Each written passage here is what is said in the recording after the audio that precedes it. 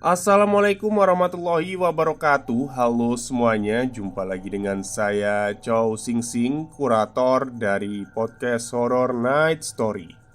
Halo, apa kabar semuanya? Semoga kalian semua sehat-sehat ya. Dan seperti biasanya pada hari ini saya kembali dan akan menghadirkan sebuah kisah mistis untuk kalian semua. Kisah mistis kali ini saya datangkan dari treat horornya Mas Kalong yang menceritakan tentang sosok penunggu yang ada di gudang Bogor. Jadi cerita ini dari narasumbernya Mas Kalong ya. Oke, daripada kita berlama-lama, mari kita simak ceritanya. Kadang kita harus dipaksa untuk menghadapi keangkeran atau keseraman tempat kerja. Kadang juga kita harus diperlihatkan oleh sosok-sosok yang mengerikan. Malam ini sebut saja namanya Tika.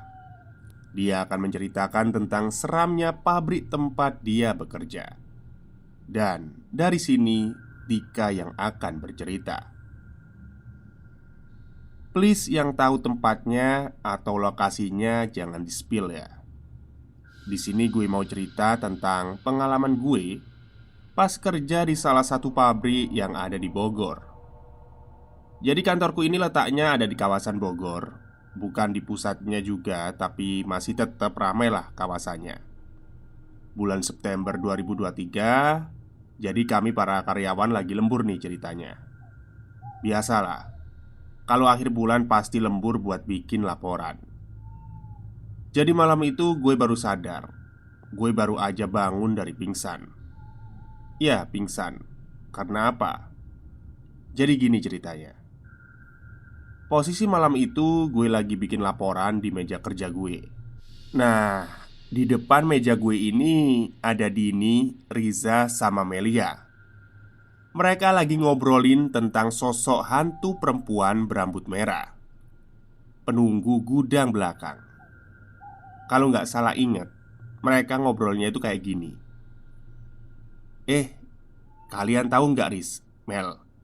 Kalau di belakang gudang itu angker loh.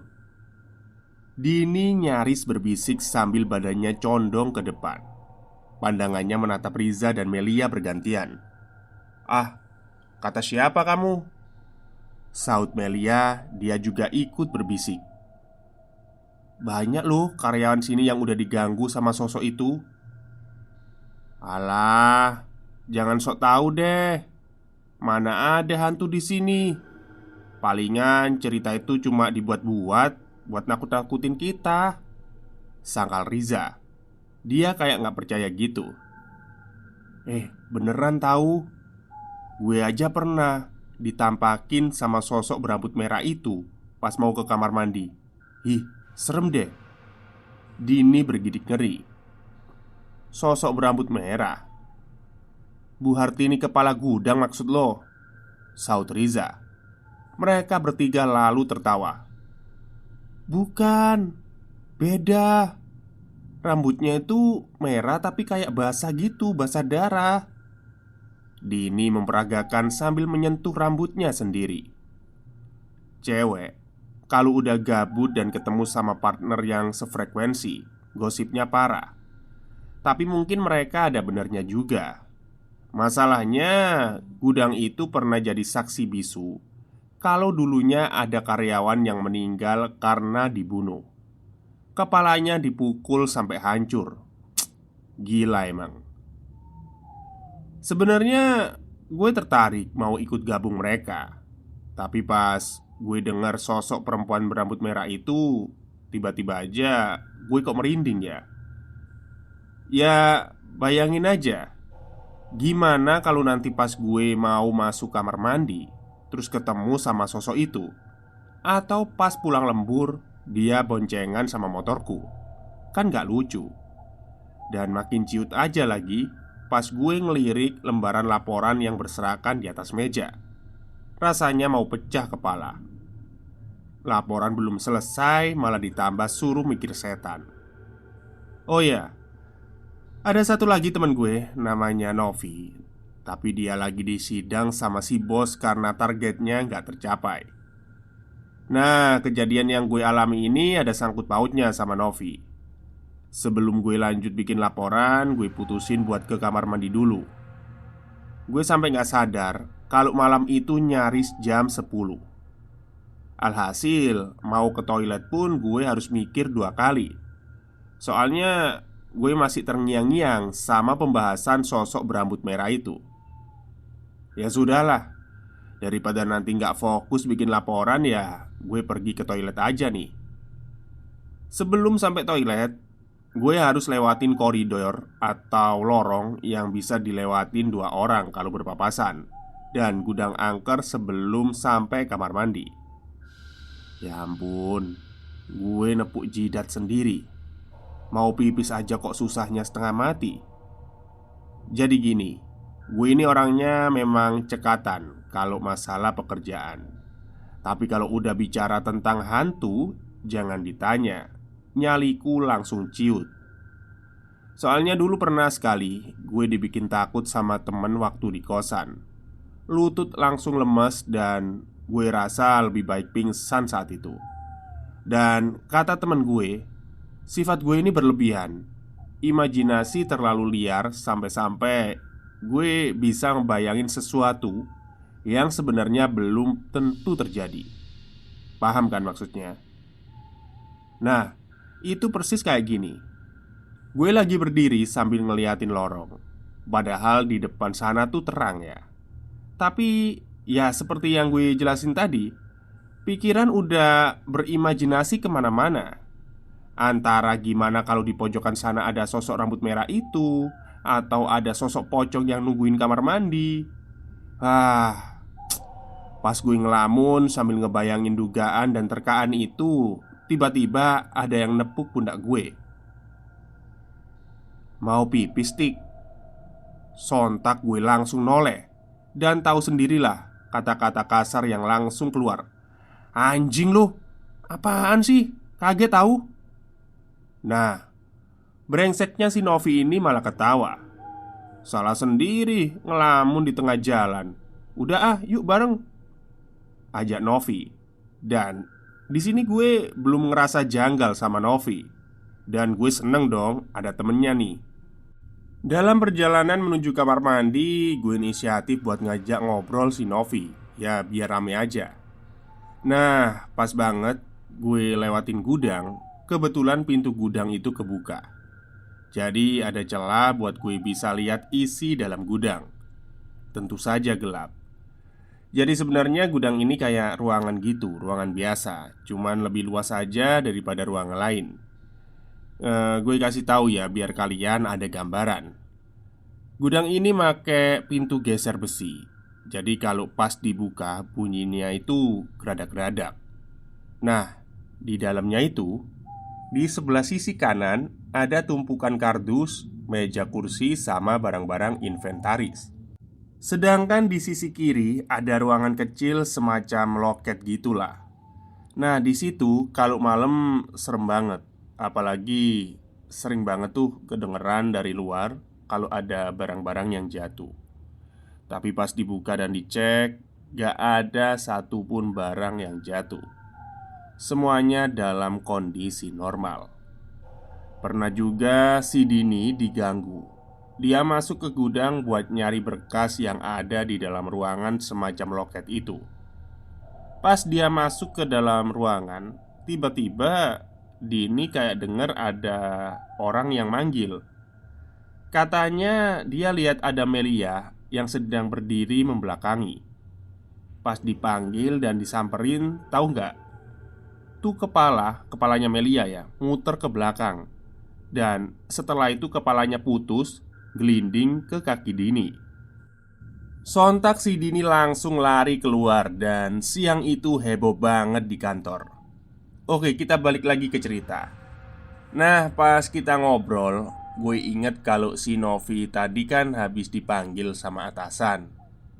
Gue tanya tuh, Pak Bos tadi bilang apa, Nov? Biasa lah, Tik. Target bulanan. Gue ketawa kecil. Emangnya target lo kurang berapa?" "Masih kurang banyak," kata Novi. Dan kali ini gue baru ngerasa kalau Novi itu ada yang beda.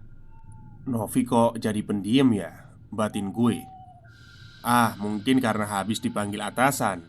Dia jadi agak bad mood kali." Pikiran gue sih gitu.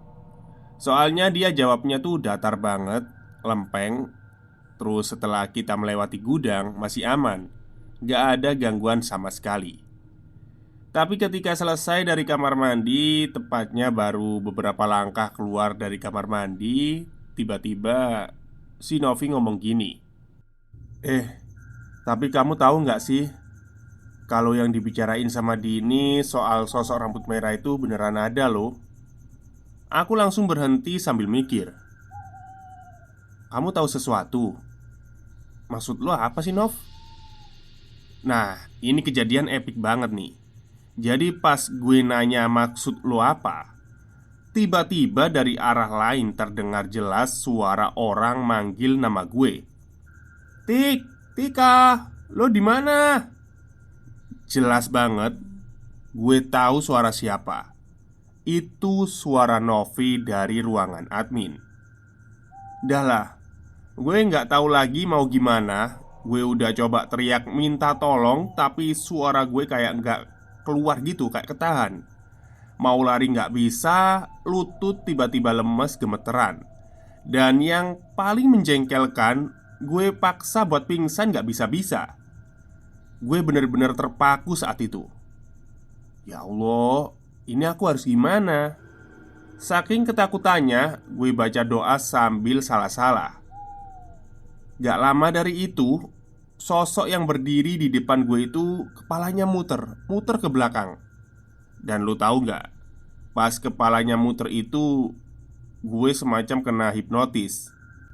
Seolah-olah gue dipaksa buat lihat dia muterin kepalanya. Dan ada suara kemeratak, kayak tulang patah-patah. Sosok itu lalu tersenyum ngeri sampai kedua ujung bibirnya nyaris menyentuh telinga. Dan wajahnya, Masya Allah, benar-benar hancur. Kulitnya mengelupas dan daging pipinya kayak hancur gitulah. Novi yang berada 2 langkah di depan gue ini bukan Novi yang gue kenal. Ya, pokoknya nakutin lah. Pelan banget sosok itu jalan ke arah gue berdiri. Jalannya mundur, tapi wajahnya natap ke arah gue. Dan dia berhenti sambil bisikin gue kayak gini, "Tolong carikan tubuh saya di gudang ya." Gue pasrah. Udah gak tahu lagi itu gimana rasanya. Yang jelas, gue bener-bener ketakutan setengah mati. Keringat dingin, makin lemes lutut gue kayak ngangkat beban berat banget. Sampai gue bener-bener gak ingat lagi. Semuanya tiba-tiba berubah jadi gelap. Nah, gue terbangun, sudah berada di dalam ruangan admin, dan di situ banyak banget karyawan yang mengerumuni. Gue sampai bingung sendiri, kenapa orang-orang pada ngumpul di sini.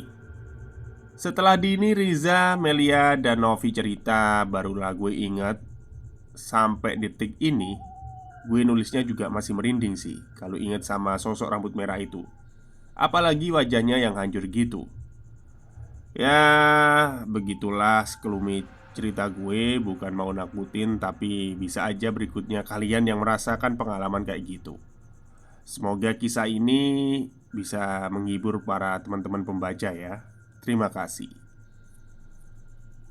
Oke, itulah kisah singkat dari narasumbernya Mas Kalong yang menceritakan tentang penunggu gudang angker yang ada di Bogor. Ya serem juga ya. Kepalanya muter ke belakang, terus jalannya mundur.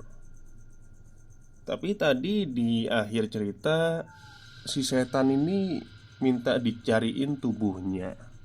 Apa mungkin tubuhnya dikubur di gudang itu ya? Ya, ini hanya spekulasi saja sih. Oke, mungkin itu saja cerita untuk hari ini. Semoga kalian semua suka. Wassalamualaikum warahmatullahi wabarakatuh.